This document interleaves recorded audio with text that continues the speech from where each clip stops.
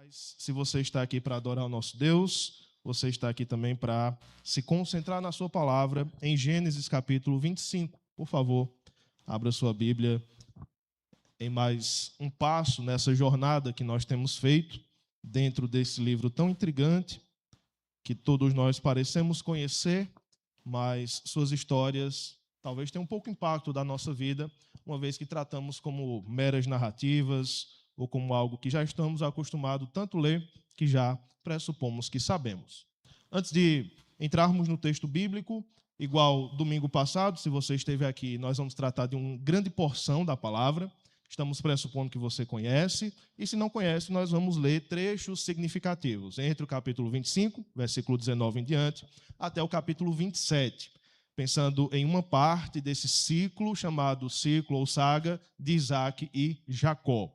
Mas não se preocupe, que você sabe que vai dar certo no final das contas. Vamos orar? Baixa a tua cabeça, pede a Deus entendimento da palavra, pede a Deus do Espírito Santo, porção, para que você, iluminado os olhos do seu coração, eu também, possamos aplicar a palavra em nossas vidas. Vamos orar. Pai, muito obrigado. Teu amor é insondável, teu amor nos guiou até aqui, tua mão poderosa, tu és soberano, tu és digno de todo o louvor que nós entoamos agora, e mesmo assim ficamos aquém daquilo que de fato o Senhor merece. Nós queremos derramar o nosso coração diante de Ti, queremos que tenhamos companhia enquanto fazemos isso, que não sejamos solitários, mas estejamos aqui como uma só pessoa, como um só corpo, nos colocando diante do Teu altar, pedindo a Tua ajuda, podendo ver na Tua palavra inspirada a história dos nossos heróis, a história dos patriarcas de Israel, aqueles que caminharam caminhos bem mais áridos do que os nossos, bem mais difíceis, caminhos sem muita revelação, caminhos com muitos desafios, inclusive geográficos, logísticos, caminhos tão complicados, mas todos eles permaneceram pela fé, com seus erros, mesmo assim o Senhor os usou.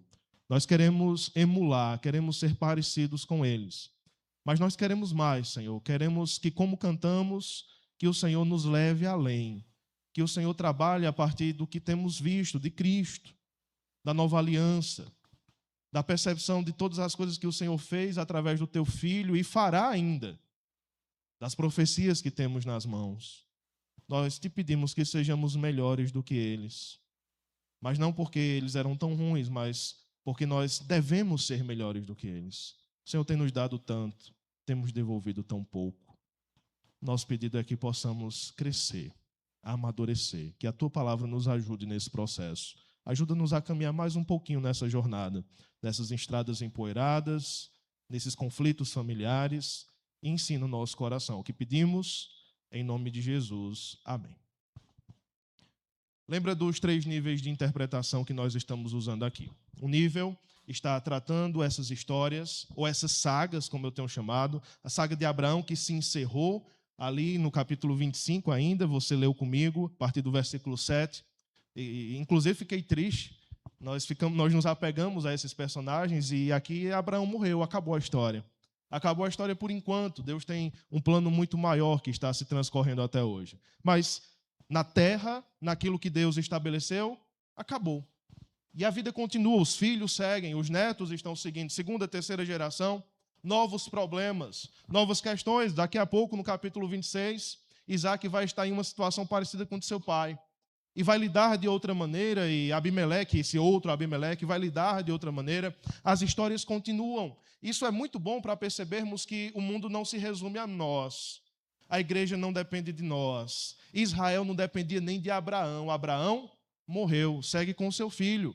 A história continua. O que devemos fazer é aquilo que a frase célebre diz: aprender a trabalhar com o tempo que nos é dado. Que tempo é o nosso, que estamos recebendo, o que devo fazer nessa parte ínfima, pequena, mas importante para Deus da história.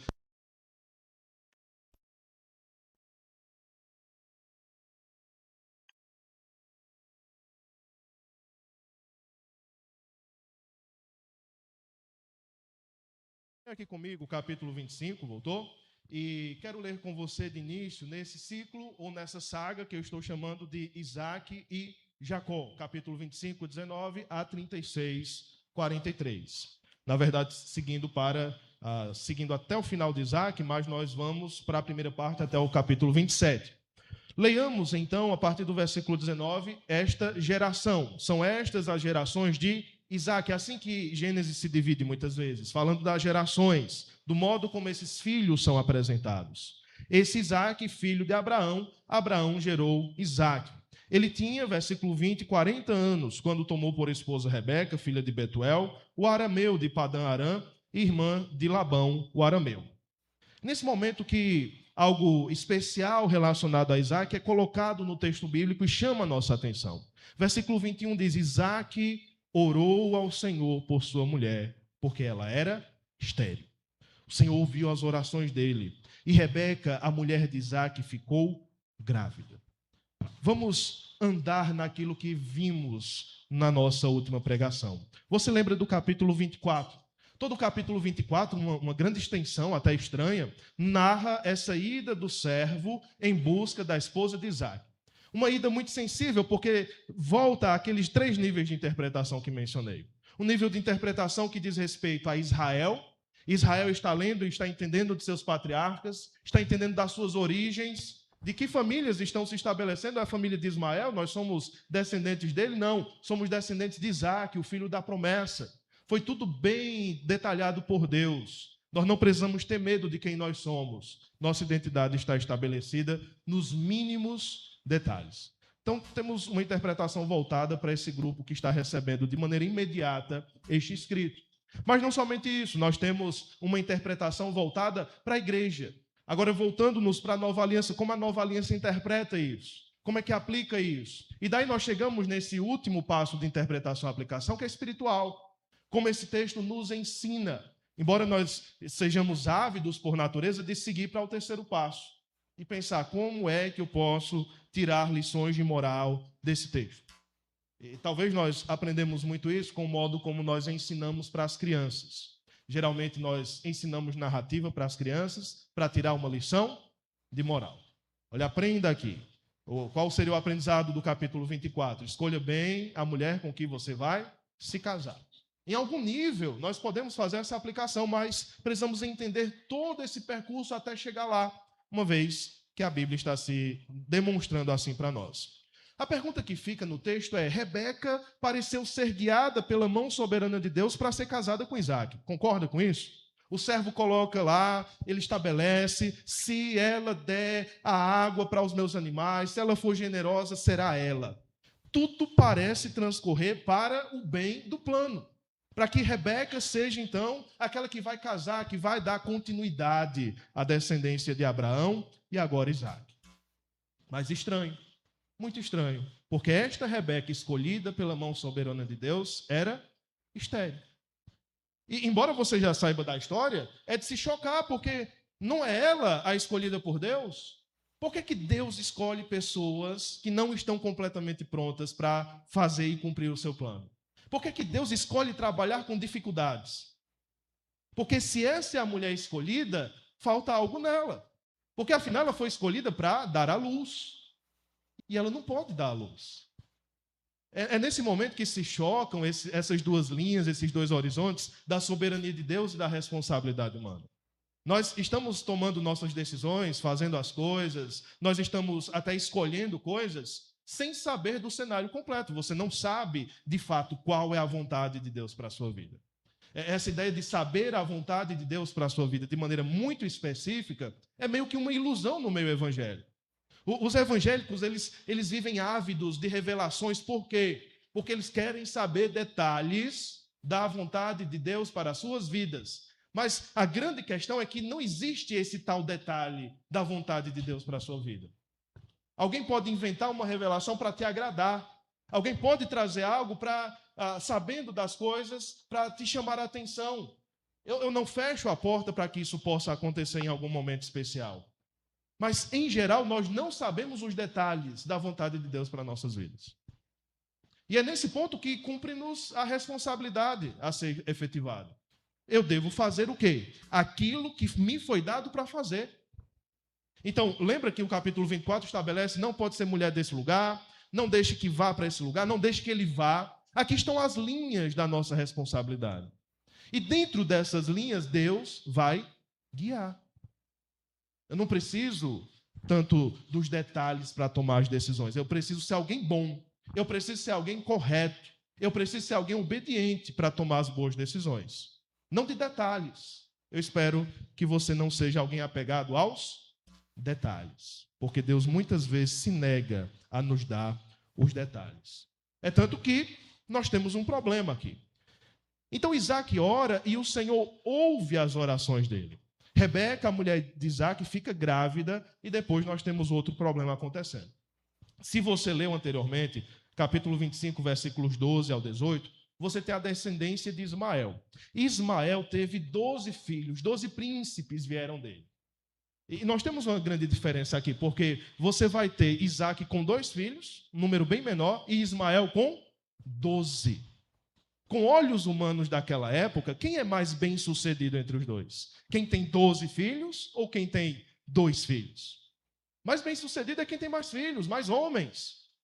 Mas no olhar de Deus, tudo isso vai voltando para o texto. Deus escolhe as pessoas que Ele quer. Não pelos frutos que elas dão, não pelos dons que elas têm, nem mesmo pela moralidade que elas têm. Deus escolhe porque Ele quer. E Ele é soberano e Ele reserva para si esse direito. Ele é soberano para os escolher. Rebeca estéril, nós temos a oração de Isaac. Isso para mim demonstra algo do caráter de Isaac. Isaac vê a esterilidade e ele ora. Eu não sei se você percebe, mas é algo inédito aqui em Gênesis. Porque Abraão, se nós pudéssemos comparar os dois, Abraão percebe a impossibilidade de Sara ter filhos, mas em nenhum momento você vê Abraão orando por ela.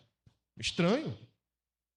E, na verdade, Abraão, em certo momento, ora pelas mulheres estéreis de certo lugar, porque Deus havia fechado os ventres dessas mulheres. Abraão ora e Deus, de novo, abre os ventres, mas em nenhum momento Abraão ora por Sara. Eu não posso tirar muitas coisas desse silêncio, mas eu posso tirar algo do caráter de Isaac aqui. Ele é alguém que confia em Deus. Se é essa a mulher, então vamos pedir a Deus. Vamos falar com Deus. Na verdade, eu diria que é o ponto alto do caráter revelado de Isaac. Nós não temos muitos detalhes sobre ele, mas eu poderia dizer que ele era alguém que confiava em Deus. Tanto confiava que orou, falou com Deus e Deus de pronto respondeu. Nós temos 2 orações sendo colocadas aqui. Primeiro uma oração dele, depois uma oração de Rebeca. Rebeca procura ao Senhor, talvez até uma revelação de Deus, porque ela está angustiada com sua gravidez. Mas a primeira oração é do homem, é desse que está buscando Deus para que ela ficasse grávida. Continua o texto comigo. Ela ficou grávida, versículo 22, os filhos lutavam no ventre dela. Então ela disse: por que isso está acontecendo comigo? Por quê? E ela foi consultar ao Senhor. Essa luta, esses movimentos intrauterinos, nós não sabemos especificar bem se isso causava dor, se isso causava angústia. Que tipo de problema foi esse que levou ela a essa ansiedade, a essa angústia? Mas tal é a angústia que ela diz: por que eu, Senhor? Talvez até um medo de perca uterina, de perca fetal. Mas ela está angustiada, esses bebês não estão bem. Não é um comportamento esperado desses 2 bebês. Como se essa movimentação tivesse lhe causando dores. E ela foi consultar o Senhor. Percebe que é a segunda oração aparecendo no texto. E o Senhor lhe respondeu: não sabemos como esse oráculo foi trazido a ela. Mas o Senhor lhe responde. Eu vou na maneira mais simples do texto. Deus respondeu a ela diretamente. Se nós fôssemos pensar em oráculos, especialmente nas religiões ao redor do povo de Israel, talvez até nas religiões que estavam ali perto da família de Abraão, havia vários tipos de oráculos. Tinha um oráculo bem interessante, que eles matavam um bode, tiravam o fígado e faziam as adivinhações pelo fígado. Eles diziam o seguinte: olha, se o fígado tiver tal forma, quer dizer que Deus disse sim. Se o fígado tiver outra forma, quer dizer que Deus disse não. São as chamadas divinações ou adivinhações. Fígado, flecha, né? Eles também tinham esse método de adivinhação, mas em nenhum momento o livro de Gênesis retrata isso sendo usado no meio do povo de Deus. Na verdade, o resto do Pentateuco vai condenar isso. Então, como esse oráculo, uma vez que nós não temos Urim e Tumim aqui ainda, mas como esse oráculo se deu, eu diria por revelação direta. Ela busca ao Senhor, ela consulta ao Senhor e Deus responde a ela. Uma revelação direta, nenhum sonho aqui é. Então o Senhor lhe responde: 2 nações estão no seu ventre. 2 povos nascidos de você se dividirão. Um povo será mais forte do que o outro, e o mais velho servirá ao mais moço. Isso parece resolver o problema, uma vez que versículo 24 pula para o final. Cumpridos os dias para que desse à luz, eis que havia gêmeos no seu ventre. Nasceu primeiro, ruivo, todo vestido de pelo, revestido de pelo, por isso deram-lhe o nome de Esaú. Depois nasceu o irmão, com a mão segurava o calcanhar de Esaú, e por isso se lhe deu o nome de Jacó. Isaac tinha 60 anos quando Rebeca deu à luz. Essa primeira parte, quando nós temos o nascimento dos meninos, a resposta das orações, uma resposta, Deus agindo, outra resposta de explicação, você está assim, sua gestação é tão complicada, você não tem ultrassom para saber que tem gêmeos, mas está complicada porque tem 2 aí. Sua barriga está tão grande porque tem 2. Tem mais dores porque tem 2, você tem gêmeos. Então, esses gêmeos, ainda mais, olha a profundidade da revelação, são 2 nações, são 2 povos. Pensa que isso não é óbvio, porque afinal, se você tem vários filhos dentro de uma tribo, eles vão pertencer àquela tribo. Mas Deus está dizendo que vai ter uma divisão aqui. Cada um vai para um lado, 2 nações virão deles. E mais um acréscimo, diferente do esperado, o mais velho servirá o mais moço. Esta é a profecia, uma profecia dada diretamente por Deus. Logo mais à frente, no capítulo 27, nós vamos ter uma profecia dada por Abraão, colocado aqui por Isaac, né, no capítulo 27, ele vai dar essa profecia sem querer. Ele vai ser enganado e vai acabar profetizando. Mas aqui Deus está profetizando diretamente, trazendo a profecia diretamente para a Rebeca.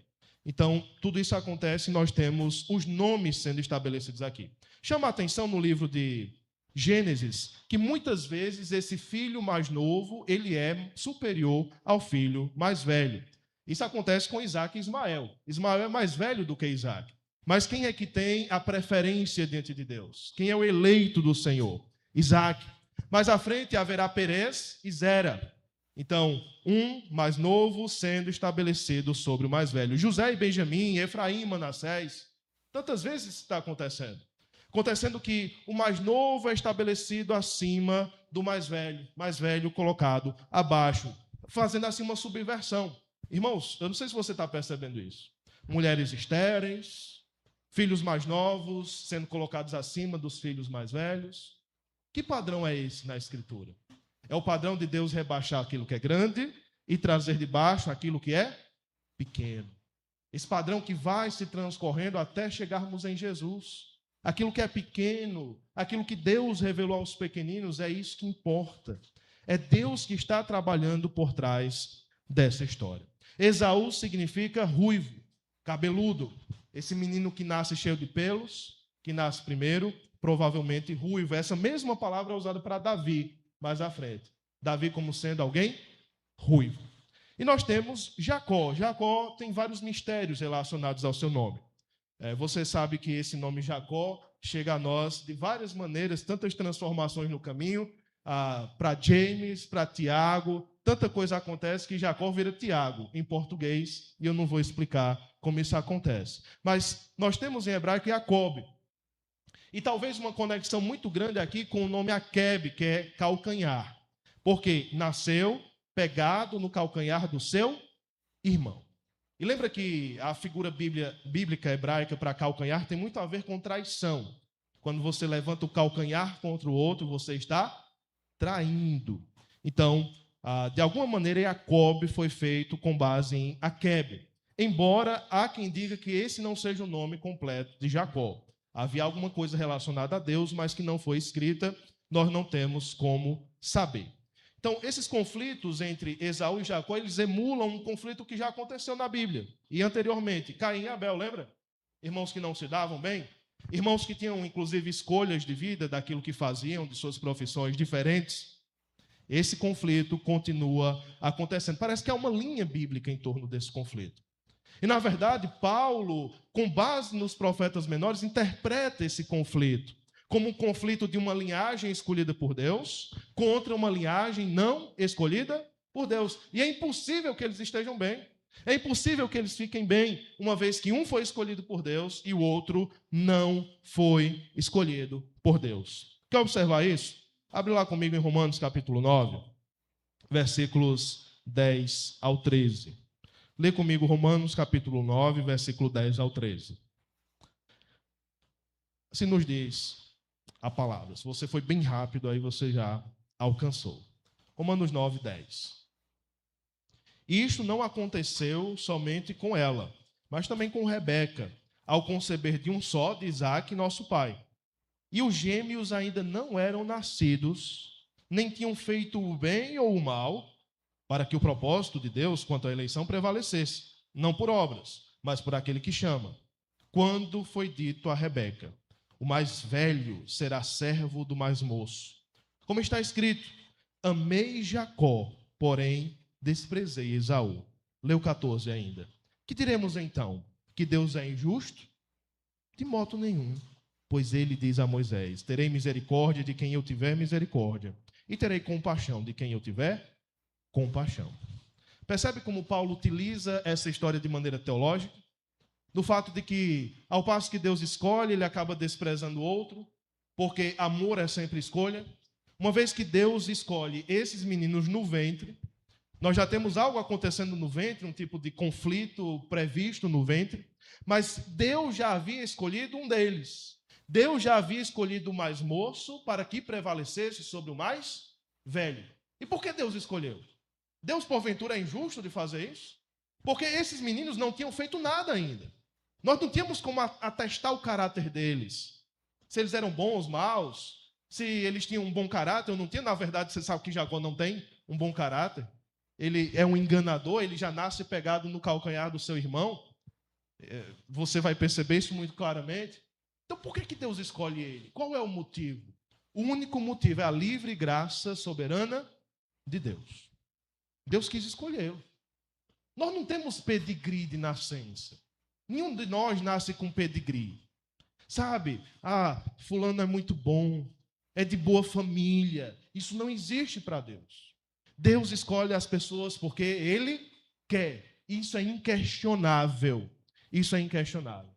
Nosso Deus escolhe antes que houvesse feito um bem ou um mal, para que o propósito quanto à eleição prevalecesse. Se você está em Romanos, passa um pouquinho. Nós vamos fazer as conexões para Hebreus, capítulo 12, versículo 16. Um dos textos mais chocantes das Escrituras. Um texto que fala, capítulo 12 de Hebreus, versículo 16. Um texto que fala, anteriormente, de ter cuidado para que na igreja mesmo não surja uma raiz de amargura que acaba contaminando os outros. É muito bom ter cuidado em relação a isso, porque quem é mau contamina quem está ao seu redor. E o versículo 16 tem mais uma exortação para a comunidade. Hebreus 12, 16 diz: e cuidem para que não haja nenhum impuro ou profano, como foi Esaú, o qual, por um prato de comida, vendeu o seu direito de primogenitura. Essa cena será aquela que seguirá, a partir do versículo 27.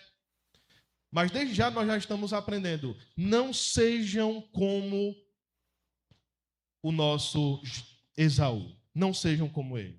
Que foi um fornicador, alguém impuro e alguém incrédulo. Quer perceber isso? Lê comigo o versículo 27. Cresceram os meninos. Esaú tornou-se perito caçador, homem do campo. Jacó, porém, era homem pacato, morava em tendas. Isaque amava Esaú, porque se saboreava de sua caça. Rebeca, porém, amava Jacó. Jacó tinha feito um ensopado quando Esaú, exausto, veio do campo e lhe disse: por favor, me deixe comer um pouco da coisa vermelha. Essa coisa vermelha aí, pois estou exausto. Por isso deram-lhe o nome de Edom. Jacó respondeu: primeiro me venda o seu direito de primogenitura. Ele respondeu: estou morrendo de fome, de que me vale esse direito de primogenitura? Então Jacó disse: primeiro jure. Esaú jurou e vendeu o seu direito de primogenitura a Jacó. Jacó deu a Esaú pão e ensopado de lentilhas, ele comeu e bebeu, levantou-se e saiu. E veja que poucas vezes isso acontece, mas nós temos um comentário de Moisés na margem. E o comentário de Moisés sobre essa cena é o seguinte: assim, desta maneira, Esaú desprezou o seu direito de primogenitura. É com base nesse comentário que o autor de Hebreus está dizendo: cuidado, para que vocês não sejam como Esaú, alguém impuro e alguém incrédulo. Me chama a atenção quando ele usa essa primeira palavra, impuro. É uma palavra relacionada à imoralidade sexual, muitas das vezes. Mas em que nós teríamos a imoralidade sexual da parte de Esaú aqui? Tem duas possibilidades aqui. Ou essa traição espiritual, essa venda do direito de primogenitura, está sendo entendida como uma prostituição espiritual. Está sendo entendida como, olha, ele não considerou o que Deus fez por ele, ele não considerou a bênção de ser primogênito dessa família de Abraão, então ele se prostituiu, ele se vendeu para, então, comer um prato de comida. Pode ser uma visão, então, metafórica, espiritual da coisa. Já outros estabelecem que, de fato, Esaú era alguém imoral dentro da área sexual.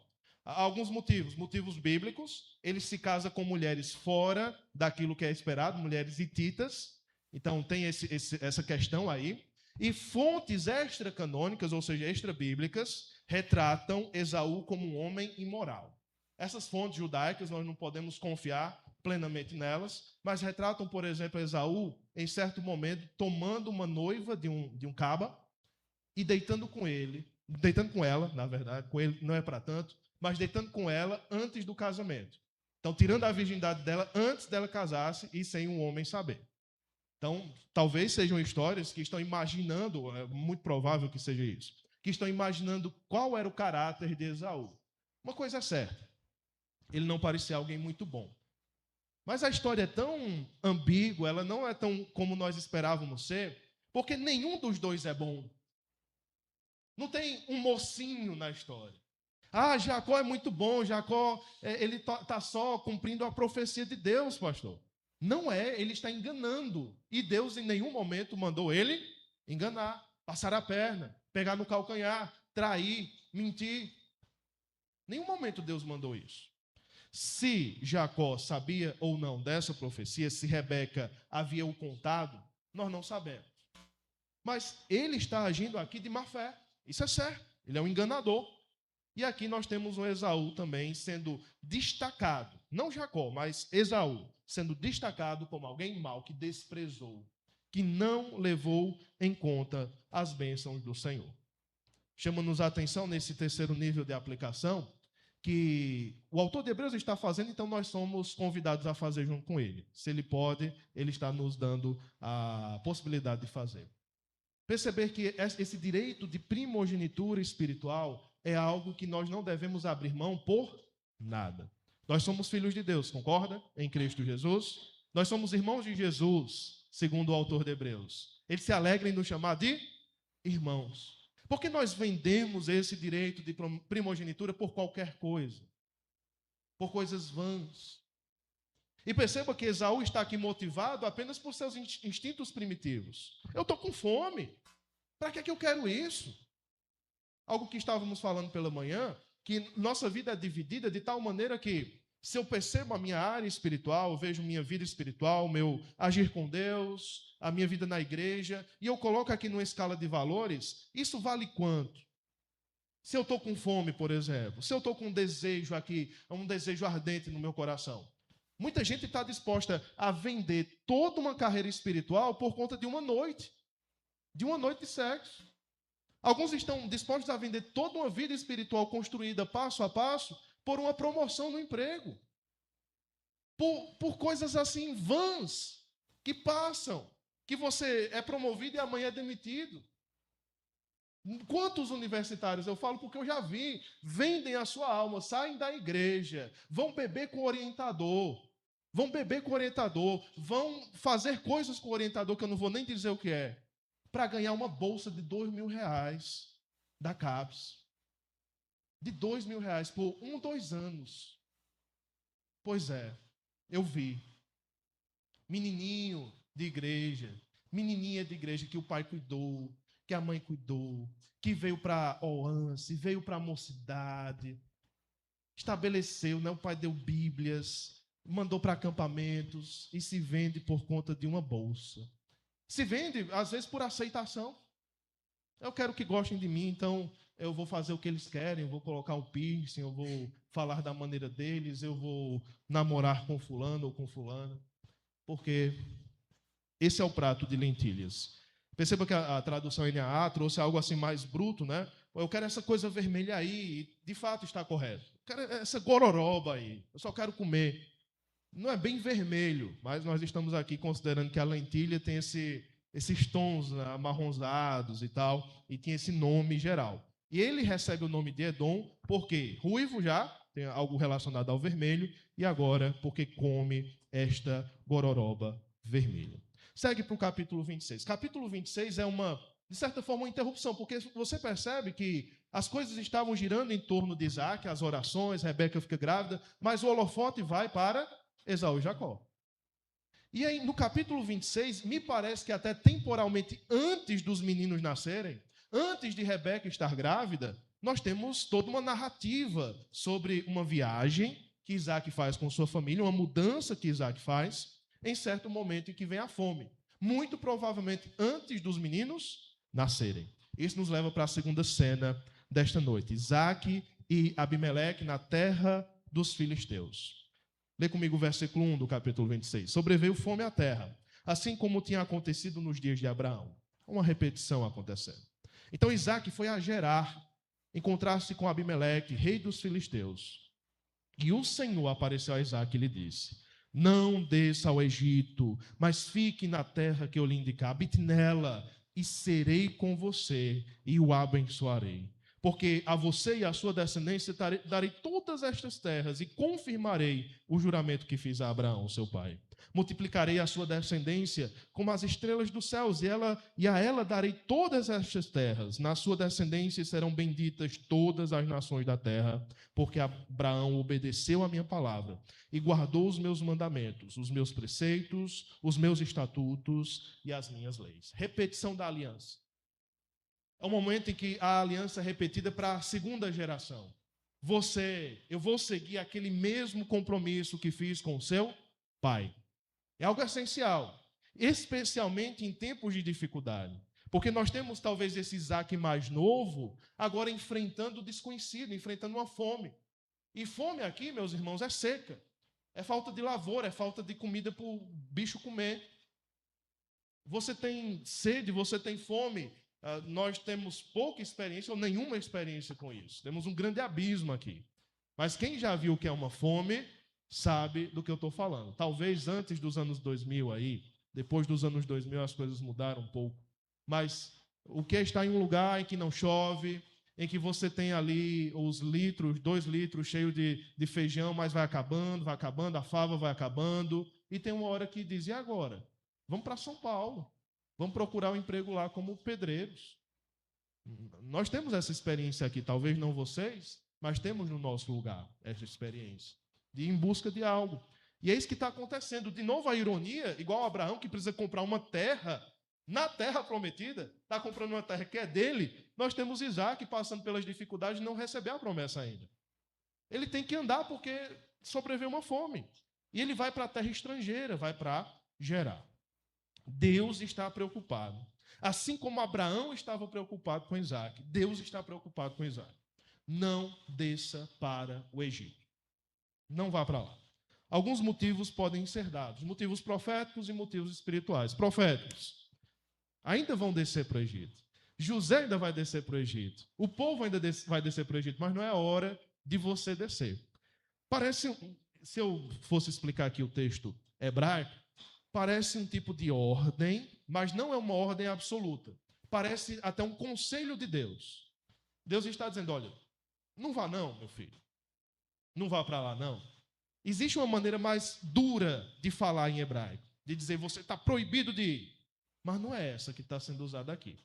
Parece uma maneira amorosa de aconselhar. Não vá para lá. E aqui entra a área espiritual, que eu diria. Talvez um tipo de atração em que Isaac ficasse no Egito. em que ele não voltasse mais. Assim como Ló foi enlevado pelas delícias da terra, Isaac poderia também ser tentado pelas delícias da terra do Egito.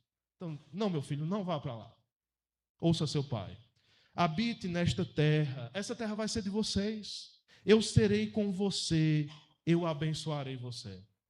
Essa ideia de Deus ser com alguém, nós já pegamos a expressão e achamos que é a ideia de que Deus vai abençoar. Eu serei, Deus será contigo. Mas antes de abençoar, porque abençoar é o efeito disso, envolve aquela grande promessa que transcorre a Escritura do início ao fim. De Deus estando com o homem no jardim, de Deus estando no tabernáculo, de Deus estando no templo, de Deus estando em Cristo conosco, de Deus estando na igreja, de Deus estando conosco para sempre. Emanuel para sempre conosco, no novo céu e na nova terra. Esses ecos aparecem na Bíblia e estão aqui também. Eu serei com você.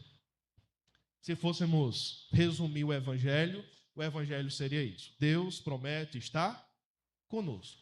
Isaac poderia ficar muito tranquilo, porque Deus estaria com ele. Embora mais à frente nós vamos perceber que Isaac não entendeu bem toda essa presença divina com ele, uma vez que quis, mais uma vez, esquematizar as coisas. A aliança abraâmica se repete aqui no final do versículo 4. As descendências serão benditas, na sua descendência serão benditas todas as nações. Lembra que a aliança abraâmica diz isso? As famílias da terra serão abençoadas em você, quem abençoar vai ser abençoado, quem amaldiçoar será amaldiçoado. Esse é o tema dessa relação de Isaac com Abimeleque, o rei desta terra de Gerar. Segue com o versículo 6. Isaac ficou em Gerar, obedeceu a Deus, mais uma característica boa de seu caráter. Quando os homens daquele lugar perguntaram a respeito da sua mulher, ele imitou o pai, né? Ele disse, é minha irmã. Ele tinha medo de dizer minha mulher, porque pensava assim, os homens do lugar me matarão por causa de Rebeca, porque ela é muito bonita. Mais uma vez, repetindo o velho erro do seu pai. Algumas explicações aqui para os irmãos. Primeiro, por que entra essa história de Isaac entra aqui no meio da história de Jacó? Eu queria saber, Jacó, por que tem essa interrupção? Algumas vezes isso vai acontecer no livro de Gênesis. Uma história que aparentemente não tem nada a ver com a anterior e com a posterior, entra no meio. Uma coisa a ser percebida é que essa história tem uma função. A função de demonstrar do caráter de Isaac, também de seus erros, para mostrar que Jacó não é essa pessoa tão ruim assim, nesse sentido de que ele está seguindo os erros de seu pai, que está seguindo os erros do seu avô. São erros geracionais. São erros geracionais. Existe uma explicação aqui também do fato de que eles têm que estar nessa terra. É o primeiro nível de aplicação. O fato de que eles não foram para longe mesmo na fome. Porque Deus mandou que eles ficassem ali na terra que eles haveriam de herdar. Finquem os pés lá.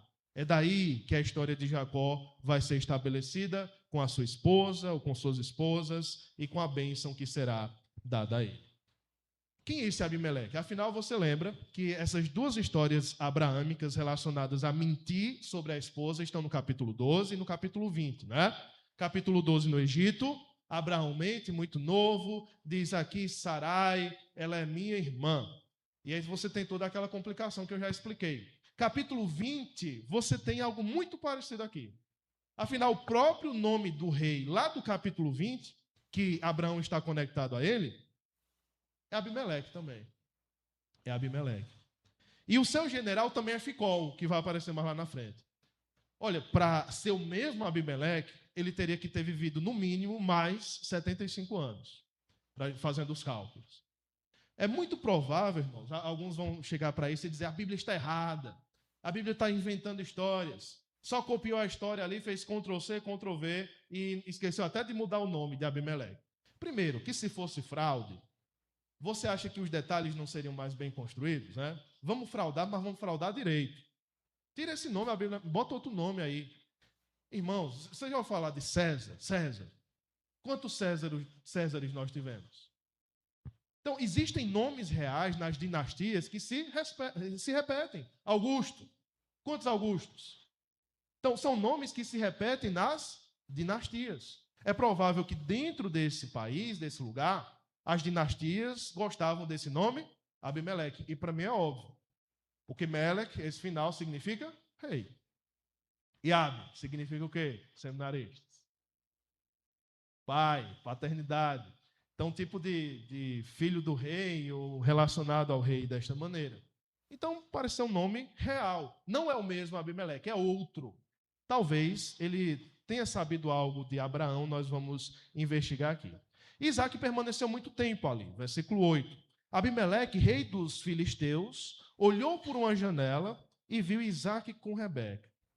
E na minha tradução, Isaac acariciava Rebeca, sua mulher.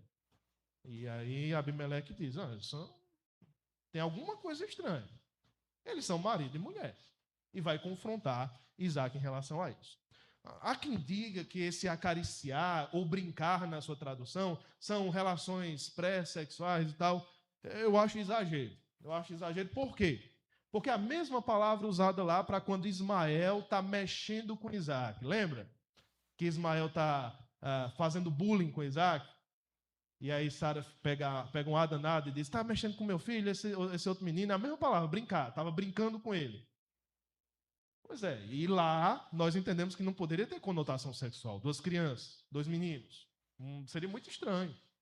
Então talvez aqui seria essa ideia de brincar mesmo. Talvez, de estarem rindo juntos, de estarem ali conversando, rosto a rosto, bem pertinho. Olha, eles não são amigos, não. Provavelmente eles são um casal. Porque, irmãos, assim, a pessoa está acariciando nesse contexto sexual em público, seria algo muito, muito imoral da parte deles, nós não sabemos definir. Então Abimeleque chamou Isaac e disse, então ela é sua mulher, por que é que você mentiu? Isaac de novo dá a desculpa, eu pensei que vocês poderiam... Isaac passou muito tempo lá. E diferente das histórias abraâmicas, não parece ter problema nenhum, perigo nenhum. Parece que foi pacificado o lugar aqui. E, na verdade, ninguém dá nem em cima de Rebeca. Ninguém se apaixona por Rebeca. Ele continua com a mesma desculpa. Não sabemos se imitando seu pai ou por ser medroso mesmo. E Abimeleque diz, e aí, se alguém tivesse namorado com ela? Se alguém tivesse buscado ela? Nós seríamos castigados por Deus. Abimeleque então dá uma ordem e diz, olha, quem tocar nessa mulher ou nesse homem vai morrer. Versículo 12. Isaac semeou naquela terra, no mesmo ano, recolheu 100 por 1, porque o Senhor o abençoava. Deus disse, eu estarei com você. E enriqueceu, continuou prosperando, ficou riquíssimo naquela terra. Abimeleque, engraçado isso, não vou tirar muitas coisas morais disso, mas Abimeleque não ficou tão chateado assim em relação à mentira, é tanto que ele protegeu. Quem tocar neles dois vai ser condenado. Mas o que vai causar problema a Abimeleque é o crescimento de Isaac. Aí se você tivesse em outra igreja, o pastor ia dizer assim, olha, quando você crescer na vida, você vai incomodar as pessoas. Sabe? Quando você enriquecer, as pessoas ao redor vão ficar incomodadas com você. Mas você não está em uma igreja como essa. A Bíblia está estabelecendo um fato. Não tente tirar a lição de moral disso. Isaac enriqueceu e isso incomodou. Lembra muito os judeus na Alemanha, pré-nazista, que começam a crescer, e por serem estrangeiros, existe um sentimento de orgulho nacional. O Brasil não tem muito isso, mas algumas nações têm um sentimento de orgulho nacional que dizem, esses estrangeiros estão mais ricos que nós? Não dá certo, eles vão dominar. Certo? Então parece isso. Não é porque se você crescer as pessoas vão se incomodar, não. Você não é o centro do mundo, tá bom? Ninguém está muito preocupado com você. Cresça, amém. Não cresça, faça a vontade de Deus aí na sua vida. Não ache que está todo mundo assim prestando atenção em todos os detalhes da sua vida e torcendo ou torcendo contra. Eu acho que nós vivemos em um mundo imaginário que muito nos causa problemas mentais, viu? Tem pessoas que vivem no mundo imaginário de que as pessoas são todas contra ela, ou as pessoas estão torcendo por ela. Às vezes, não ligue para isso. Não ligue para isso. Se estão torcendo contra, não ligue. Ligue para a opinião de Deus. Estou fazendo a vontade de Deus? Estou cumprindo o querer de Deus? Minha responsabilidade? Sem os detalhes até revelados? Sem revelação direta, porque Deus não faz mais isso? depois de enviar seu filho, ou faz muito raramente. Então, estou tranquilo, não preciso nem saber, nem imaginar. Ficar imaginando a cabeça dos outros é loucura, viu? É loucura. Você vai enlouquecer tentando pensar o que é que as pessoas acham de você. Não faça isso. Mas uma coisa é certa, Abimeleque diz, saia da nossa terra. Você já é muito mais poderoso do que nós.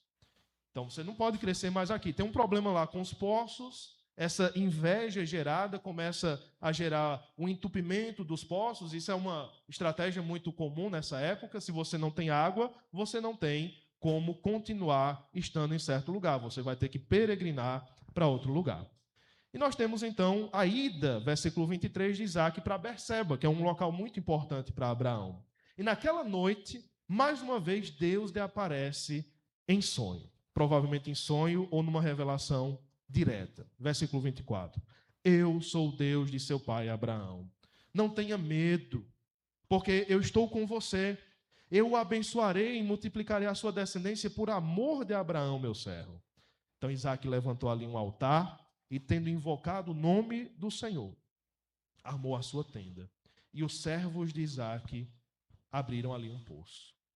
Percebe como a vida comum, a vida rotineira está entretecida com o agir de Deus, o falar de Deus? Deus está presente nos detalhes. Em certo momento, Isaac busca a Deus em oração, mas em outros momentos, Deus busca Isaac. E diz, olha, se você seguir na fidelidade do seu pai anteriormente, o seu pai obedeceu meus mandamentos, minhas leis. Ele foi um exemplo de obediência, por isso que eu vou te abençoar. Agora, a questão é, no versículo 24, eu estou te abençoando por amor de Abraão, meu servo. Como se uma geração fosse levando a outra. Uma geração contasse a outra geração. E depois para Jacó, eu te abençoo, Jacó, por amor do meu servo Isaac. Porque ele me foi obediente. E a resposta a esta graça, a esta aliança, é a adoração, sempre é a adoração. Invocar um altar ao Senhor. Trazer o Senhor para o centro. Trazer o Senhor para agradecer. Eu estarei com você. E o versículo 24 reforça, não tenha medo, porque eu estou com você. Como é que nós enfrentamos as nossas narrativas pessoais? Porque se nós fôssemos aqui muito sinceros, eu já falei que a Bíblia não é um livro, um épico. A Bíblia não está contando uma história como Machado de Assis conta. Às vezes nem se preocupa com a beleza literária, às vezes se preocupa, às vezes não. Porque não é o propósito principal de Deus. Mas veja, olha os problemas. Poço entupido, briga de vizinho. Cada um tem sua narrativa pessoal. Jacó vai ter outra narrativa. Jacó vai ter que passar por todo um processo de resultado do seu pecado. De Deus trabalhar com a vida dele. Isaac não. Isaac parece ter a vida mais tranquila dos patriarcas, né? O problema dele é ficar com medo de uma nação pacífica, de que vão matar ele para ficar com Rebeca, porque Rebeca era bonita. Oh, problemão, né? Problemão grande. Abraão sofreu mais. Jacó sofreu mais. Isaac, daqui a pouco ele está velhinho, só abençoando os filhos. Cada um tem a sua narrativa pessoal. E não devemos julgar. Cada um tem seus desafios. Cada um tem. Talvez isso aqui para Isaac foi um grande desafio. Agora, aquilo que nos une é o fato de que Deus está conosco em qualquer desafio. Eu vejo crentes muito humildes, muitas vezes, dizendo: pastor, eu não compartilhei esse problema porque a igreja já tem tanta coisa, o Senhor já tem tanta coisa, não quis incomodar. Que conversa é essa? Que conversa? Quem foi que te ensinou isso? Temos que compartilhar o que está acontecendo nas nossas vidas. Sua criança está doente, está com febre, compartilha. Não é pouca coisa, não é. Eu sei que você está preocupado. Eu fico quando os meus estão. Compartilha, pede oração. Não tem coisas pequenas assim, sabe? Porque para você está sendo uma grande coisa ali. E aqui é um corpo. Aqui é para nós vivermos essas narrativas juntos. Lembra que Isaac, aqui ele está meio só, tá com ele e a família. Mas nós temos uma bênção muito maior. Nós temos várias famílias, sendo uma família só em Cristo. Vamos aproveitar essa bênção. Vamos compartilhar essas histórias uns com os outros. Não há perigo para Rebeca. Isaac acha que tem. Mas Isaac é abençoado pelo Senhor e é uma repetição. Logo Abimeleque faz uma aliança, volta atrás, chama Austate e Ficol, vai com um pequeno exército e vai propor uma aliança, conforme aconteceu no capítulo 20. Versículo 28, lê comigo. Eles responderam: vimos claramente que o Senhor está com você, é perceptível. Então pensamos que seria bom se houvesse um juramento entre nós e você. Queremos fazer uma aliança com você. Você jura que não nos fará mal, assim como nós também não fizemos nenhum mal a você, mas fizemos somente o bem e o deixamos ir em paz. Você é agora abençoado do Senhor. Eles comem um banquete, eles se despedem de madrugada e nós temos uma finalização muito pacífica dessa cena.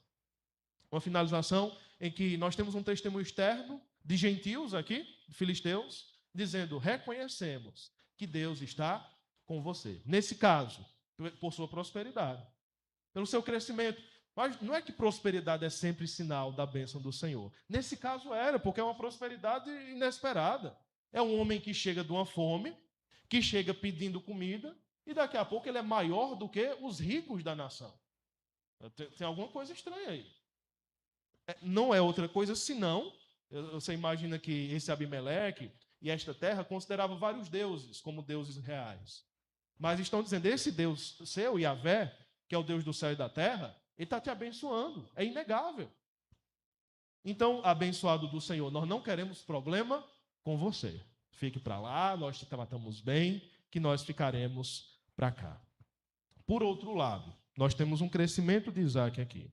Já, por outro lado, versículo 34, nós temos uma degradação de Esaú.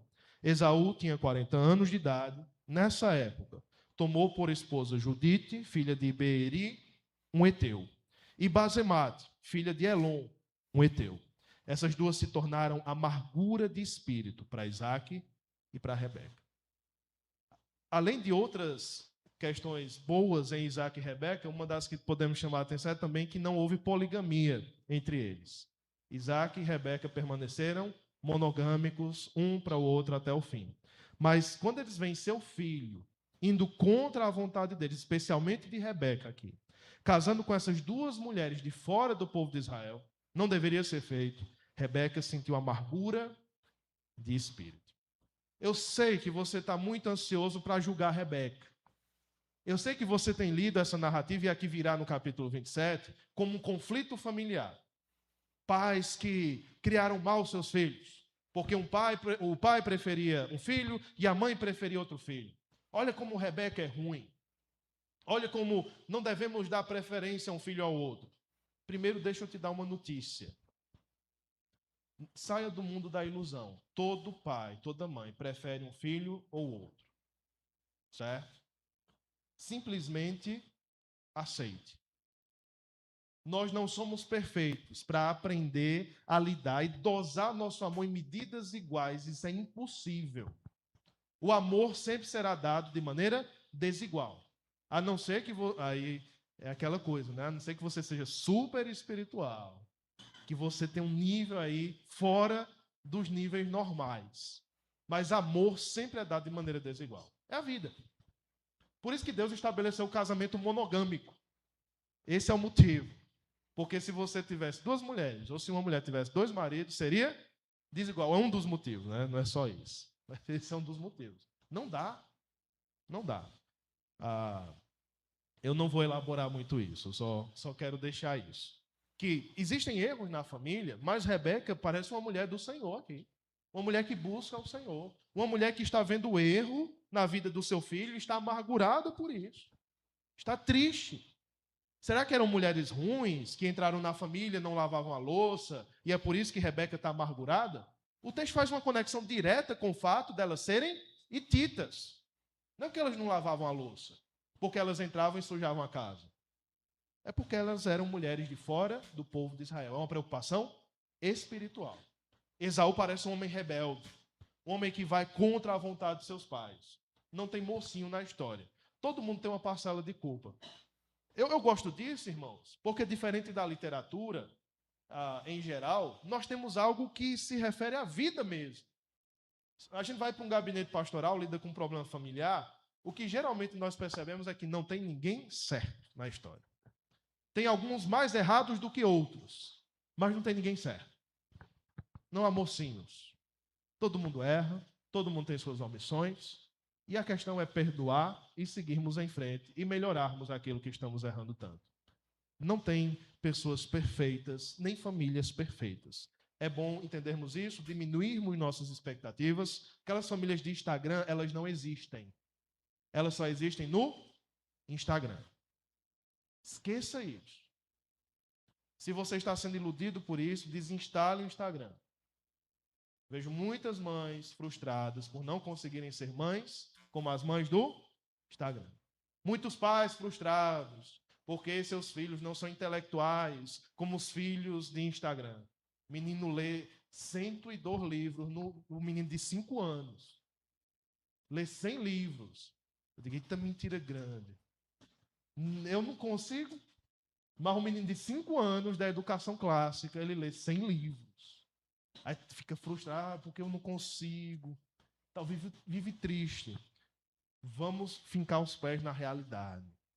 Na realidade, as coisas não têm filtro, as coisas não têm coisas escondidas por trás, não tem posicionamento de câmera. Na realidade, nós vivemos do jeito que vivemos, tentando ser melhores. Espero. Tentando agradar mais a Deus com nossas famílias e com nossas vidas. Nós temos, então, a finalização da nossa cena. A terceira cena volta para esse problema. Talvez logo que Jacó comprou o direito de primogenitura de Esaú, nós temos a sequência acontecendo. Então, nós temos essa interrupção e voltamos para o capítulo 27, versículo 1. Quando Isaac envelheceu, os seus olhos se enfraqueceram a ponto de não mais poder ver. Chamou Esaú, seu filho mais velho, e lhe disse, meu filho. Esaú respondeu, aqui estou. E nós temos a sequência daquilo que ele pede. Olha, estou velho, não sei o dia da minha morte. Pegue agora as suas armas, vá lá, caça alguma coisa, faça uma comida saborosa. Era por isso que nós temos Isaac gostando de Esaú, gostava da comida dele. Traga aqui essa comida, esse ensopado, esse assado, e para que eu coma e abençoe você antes que eu morra. Embora Isaac tenha vivido um bocado de anos ainda para frente, segundo a narrativa bíblica. Mas ele achava que já estava no fim aqui. Então, eu quero preparar a casa. Eu quero deixar as coisas bem estabelecidas. Ainda há esse comentário. Por que Esaú é o preferido de Isaac? Se você for para uma inteligência artificial, por exemplo, ela vai dizer o seguinte. Olha aí como delira. Ela vai dizer, Isaac escolheu Esaú por conta da caça, mas por que Esaú é ruim? Porque ele é um homem bruto, do campo, é um homem que não tem limites morais, é um homem que vive... De onde tu tirou isso? Ser caçador é algo ruim em si? Já Jacó não. Jacó, ele é um homem de casa. Deus prefere Jacó porque ele é um homem caseiro. É por isso que Deus tem preferência por ele. Não é esse homem bruto que vive fora, é um homem que vive com a mãe, cuidando da mãe, honrando a mãe. Meu Deus do céu, tanta loucura. Certo? Em nenhum momento essas profissões, como o próprio Caim e Abel, porque um é lavrador e o outro cria bichos, é por isso que Deus gosta de um e não gosta do outro. Não é disso. Estamos falando do coração e, na verdade, aqui estamos falando da eleição. Não importa que Esaú seja caçador e que Jacó esteja em casa. E Jacó parece saber cozinhar também, né? Os dois eram cozinheiros. Não é disso que se trata. Deus não escolhe com base nisso. Deus escolhe quando eles eram ainda bebês, no ventre de sua mãe. Não é com base nisso. Rebeca ouve e começa o esquema aqui. Jacó parece fazer essa compra do direito de primogenitura sem a atuação de Rebeca. É algo de sua proatividade. Mas agora Rebeca entra, ouve e chama Jacó e diz, olha, vamos trabalhar. Esaú foi atrás da caça, vá lá, pegue essa caça que já está aqui, esses bichos que já estão aqui, vamos preparar, e você vai se passar por seu irmão. Ou seja, Isaac já está velho, ele não consegue mais ver. Agora nós vamos tomar a bênção que seria para o seu irmão, e agora será para você. Jacó fica com medo, e diz à mãe, versículo 11, Esaú, meu irmão, é um homem peludo, e eu sou um homem de pele lisa. Se meu pai me apalpar passarei a ser visto por ele como zombador, e trarei sobre mim maldição e não bênção. Mas Rebeca tem tudo esquematizado, ela diz que se for maldição, que caia sobre mim. Faça o que eu disse. O esquema está todo bem feito. Jacó parece herdar esses esquemas de Rebeca. Faça isso. Traga os cabritos. Ele foi, Rebeca preparou. Então nós temos a armadilha aqui de que ela cobre Jacó com essas roupas, com essas vestes. Versículo 16. Com a pele de cabritos. Cobriu-lhe as mãos, a lisura do pescoço. E entregou a Jacó a comida saborosa. Lá vai ele enganar o pai. Meu pai, versículo 18. Ele respondeu, fale, quem é você, meu filho? Jacó respondeu, sou Esaú, seu filho primogênito. Fiz conforme disseste, trouxe a caça. E vem aquela pergunta, como foi que você conseguiu achar a caça tão depressa, meu filho? Uma das coisas mais surpreendentes das mentiras que se contam na Bíblia é quando essa mentira usa o nome do Senhor. Isso é usar o nome do Senhor em vão, literalmente é isso. Ele disse, foi Deus que me mandou. Deus, o Senhor, seu Deus, a mandou ao meu encontro. Sem vergonha. Sem vergonha. Esse esquema todo é muito feio. Toda mentira é muito feia. Mas Deus está usando isso de alguma maneira. Quando a gente fala de soberania de Deus, parece algo tão teórico, né? Que Deus escolheu antes da fundação do mundo, a gente viu lá em Romanos, e tal, é difícil teologicamente. Mas veja como a soberania se dá na vida real. Em uma mentira. Deus usa uma mentira, Deus usa um esquema, uma enganação para cumprir a sua vontade. Como é que ele faz isso? Deus não cria o mal, mas usa o mal. Deus trabalha com o mal para que seus propósitos sejam cumpridos. Você conhece José, daqui a pouco ele chega na cena. José vai ser vendido, vai ser escravizado, vai ser quase morto se não houvesse uma intervenção divina, para que Deus depois salvasse a família de Jacó. As coisas ruins estão dentro do plano de Deus. Não escapam ao plano de Deus, não escapam ao olhar de Deus. Eu sei que você está vivendo sua história, você não está fora dela, você está dentro dela, e por estar dentro dela é mais difícil de entender. É possível que daqui a alguns anos você consiga olhar para trás e entender por que esses males vieram. Ou até porque você cometeu esses pecados. Talvez você consiga entender. Eu espero que nós não sejamos encontrados no futuro em arrependimento, mas em uma percepção gloriosa de que Deus usou até meus erros para me conduzir para mais perto dele. A grande derrota seria perceber no final da história de que Deus usou meus erros para me afastar dele. E na verdade eu quis me afastar dele. Que até nossos erros sejam usados para nos aproximar. Jacó é enganado, claro. Ele fica desconfiado, mas diz, chegue mais perto para que eu te apalpe. E diz, a voz é de Jacó, mas as mãos são de Esaú. E pergunta mais uma vez, você é meu filho, Esaú? Ele teve várias oportunidades para dizer, não sou, pai, estou mentindo, me perdoe. Traga a caça. Ele trouxe, comeu, trouxe vinho, bebeu. Isaac diz, vem mais para perto, versículo 26, me dá um beijo, meu filho. E quando ele sentiu esse cheiro no pescoço das roupas de Esaú, ele aspirou o cheiro da roupa dele e o abençoou. A bênção segue, versículo 27. Eis que o cheiro do meu filho é como o cheiro do campo que o Senhor abençoou. Deus lhe deu o orvalho do céu e da exuberância da terra, e fartura de trigo e de vinho. Que povos sirvam você, nações o reverenciem, que você seja o Senhor de seus irmãos, e os filhos de sua mãe se curvem diante de você. Maldito seja quem o amaldiçoar, e bendito quem o abençoar. Nós temos, na verdade, não temos uma referência hoje sobre o que seria uma bênção patriarcal, porque nós não somos patriarcas, uma bênção apostólica, porque nós não somos apóstolos, mas uma coisa é certa, a bênção patriarcal é uma continuação da bênção que Deus já deu. É como se Isaac pegasse a bênção que Deus havia lhe dado e dissesse, agora eu passo para você, meu filho. Olha a linguagem do versículo 29 no final. Maldito quem o amaldiçoar e bendito quem o abençoar. A linguagem da aliança abraâmica. Ele só está repassando.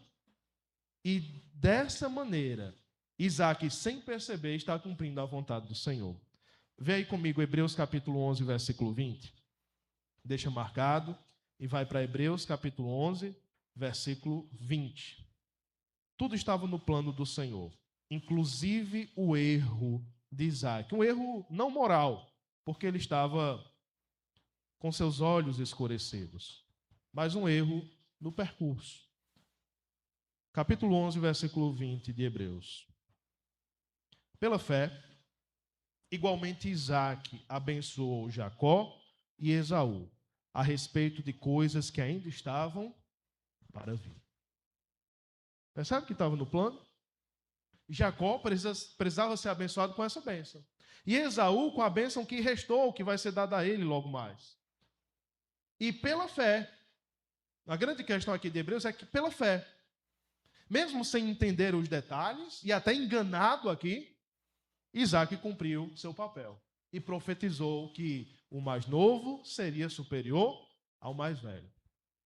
Lembra que eu disse na pregação passada que vai dar certo? Lembra?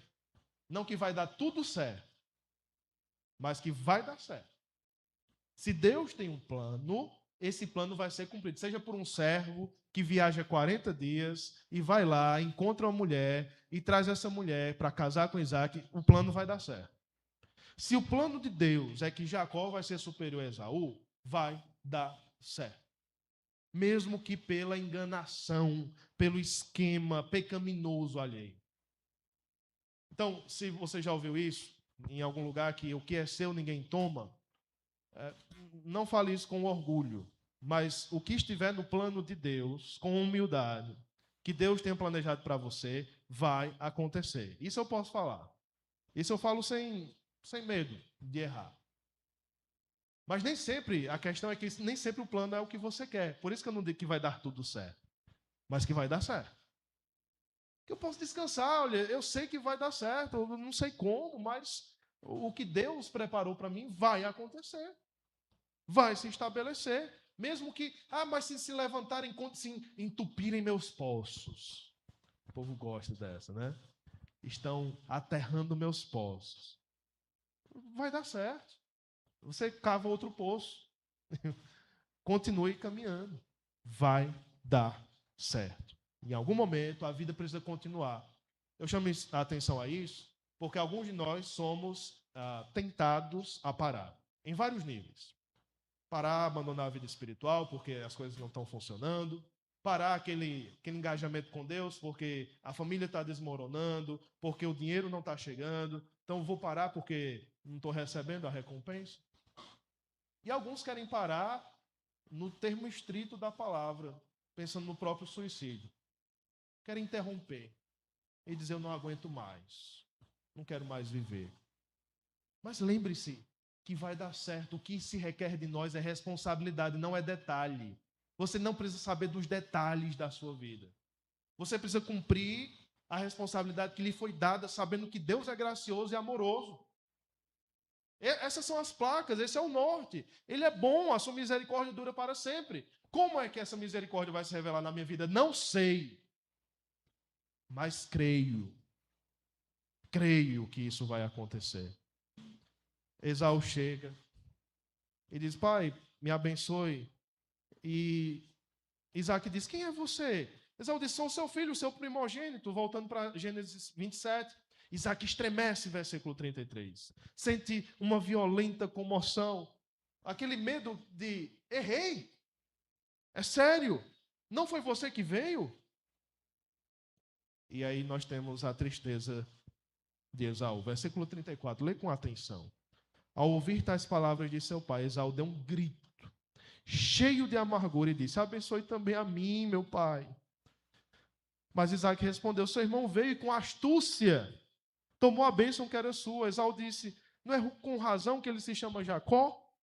Pois já 2 vezes me enganou, tirou-me o direito de primogenitura, e agora tomou a bênção que era minha.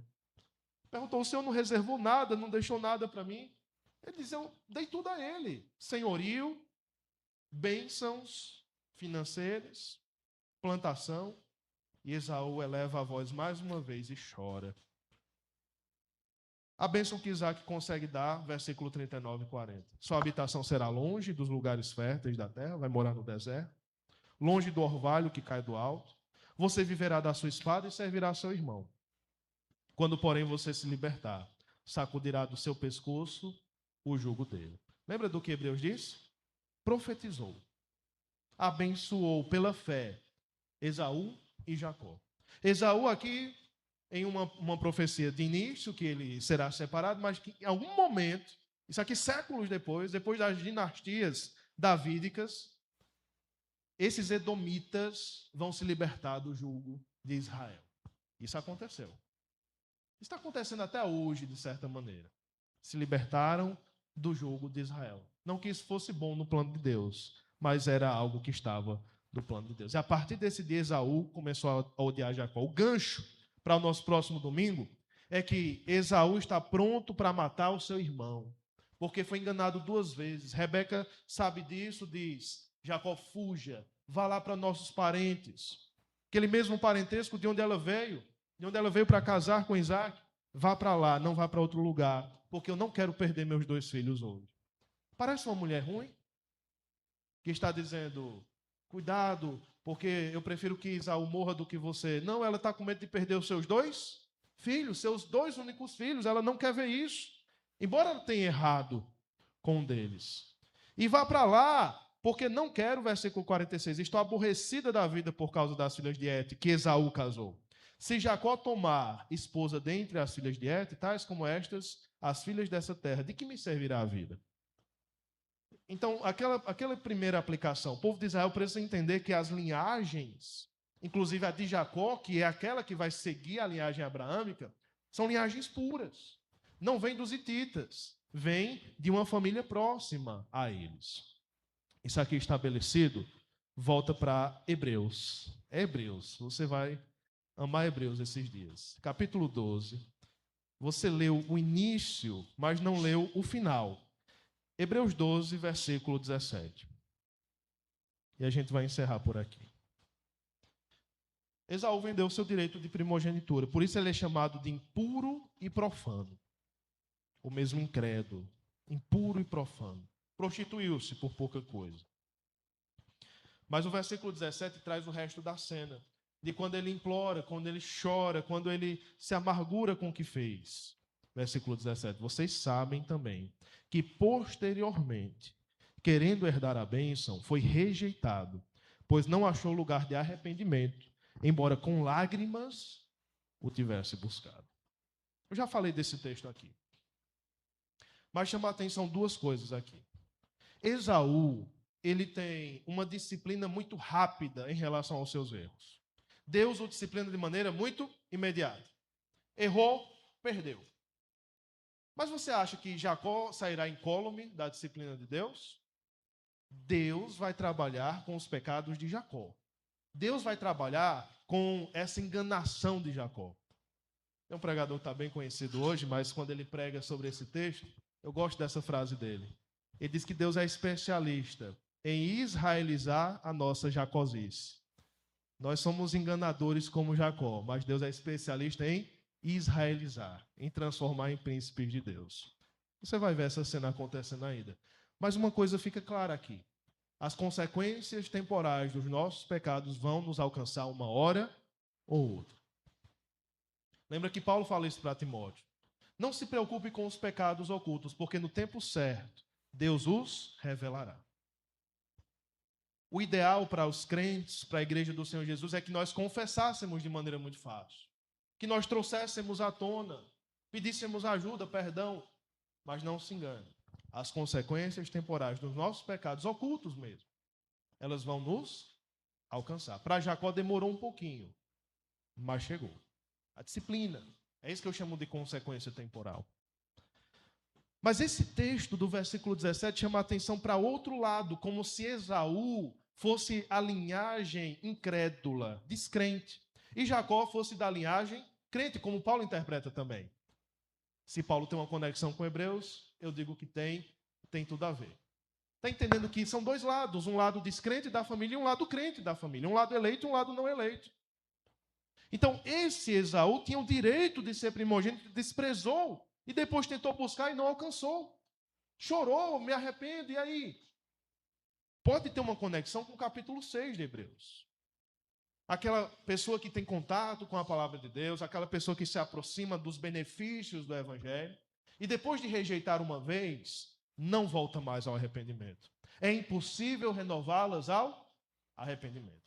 É esse texto do capítulo 12, versículo 17, que causa uma grande crise espiritual em John Bunyan. Você conhece John Bunyan, lá do Peregrino? Escreveu o Peregrino?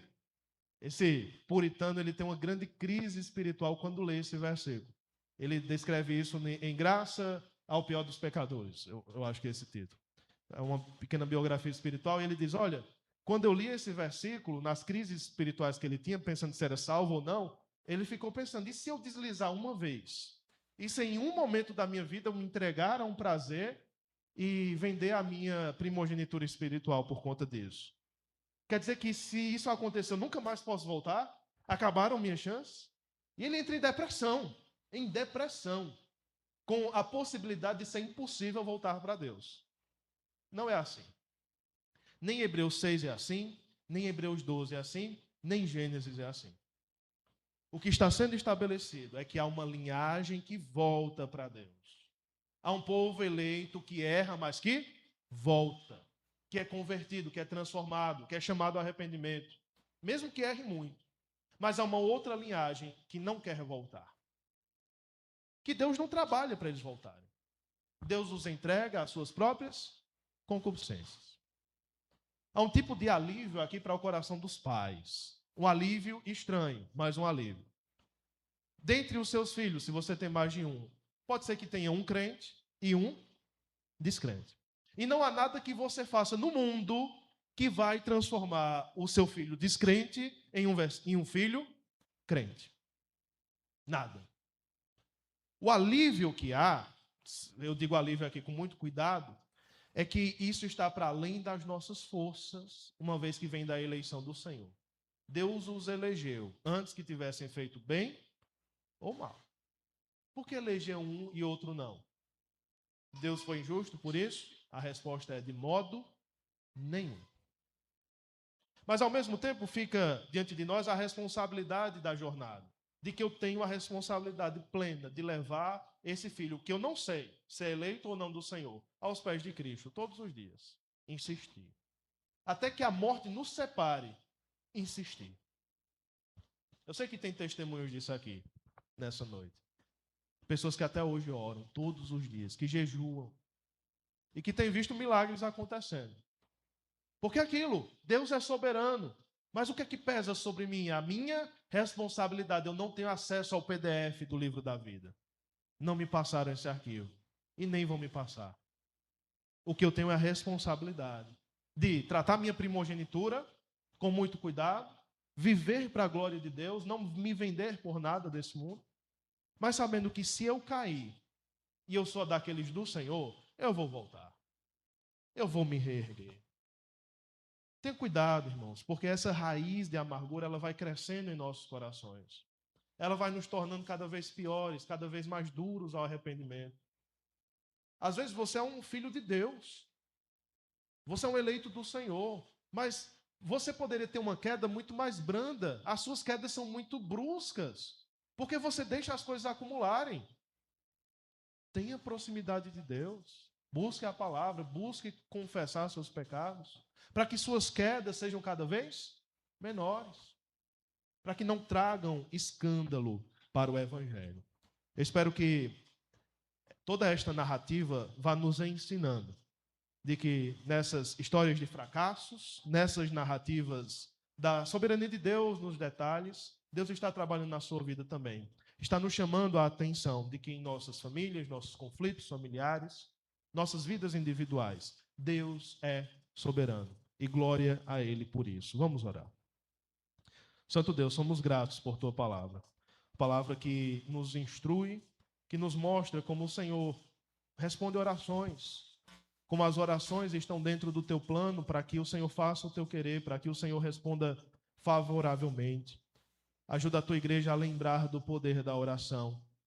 Ajuda-nos também a perceber como o Senhor é bom e maravilhoso em eleger o Teu povo.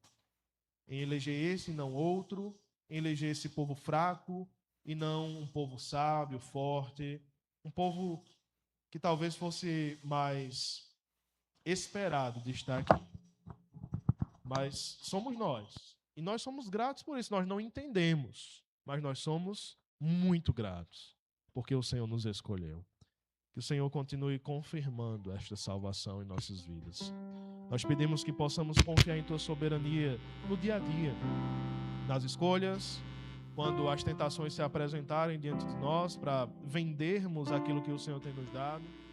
Ajuda-nos a confiar, lembrar, como Isaac ouviu, de que o Senhor está conosco, de que o Senhor é conosco e que não devemos temer, que o pecado não tem poder sobre nós, que o mundo não tem poder sobre nós, que Satanás não tem poder sobre nós, que somos teus filhos. Tu nos dá teu Espírito, o poder da tua palavra, a igreja local, pessoas maduras para nos ajudar, uma porta aberta nos céus para orarmos, um sumo sacerdote que se compadece das nossas fraquezas. Muito obrigado, Pai. Tu és tão bom. Muitas vezes nós somos ingratos como Esaú. Nós desprezamos muito fácil o que o Senhor nos deu. Dá-nos a bênção de que mesmo errando e tentando te enganar algumas vezes, sejamos transformados pelo Senhor para viver a Tua vontade em nossas vidas. Rogamos por isso. Cada um que esteve aqui nessa noite e ouvir essa palavra, dá-nos transformação. Pedimos isso em nome de Jesus. Amém.